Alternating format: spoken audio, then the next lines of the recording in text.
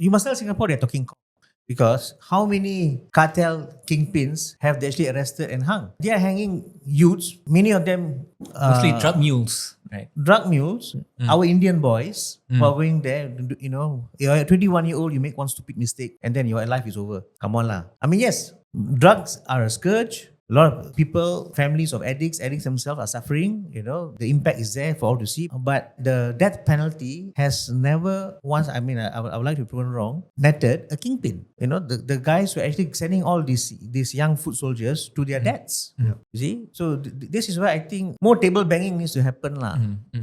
Behind closed doors. Put me on your commission lah, can? Are we happy to? So how do I get on the commission? I'm going to have another 4 months to go. we are engaged with the CSOs. I think the CSOs have always come to the commission and made these kind of statements. And some of the commissioners, of course, are not happy with that kind of statements. They will push back. We, of course, are very welcoming because our position, although we sometimes also are a bit concerned about our own position, but I always say to the government, looking forward, looking progressively, you may not want to change the law. For example, torture. We have been advocating for the signing up to the convention against torture. You should not be caning kids. Malaysia still canes kids. Caning. So law minister talks about death penalty.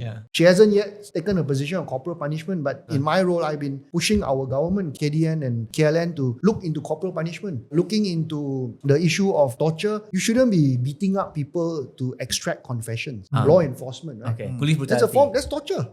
You call it police brutality, but that's torture. Yes. And Malaysia has said it repeatedly that we will not do it. The police don't do it, but we still have a lot of cases that happen. It's time that Malaysia signs up to the Convention Against Torture and says, look, this is against the law, and then move forward. But the Attorney General's chambers have always taken the position, we need to change the law first. Then only you sign up. I'm saying, let's think about it under this new government, or is rather old government, have signed up to the international standard first. Then only we change our law. AGC says, no, we only change the law locally, then only we sign up. But there's no impetus for it.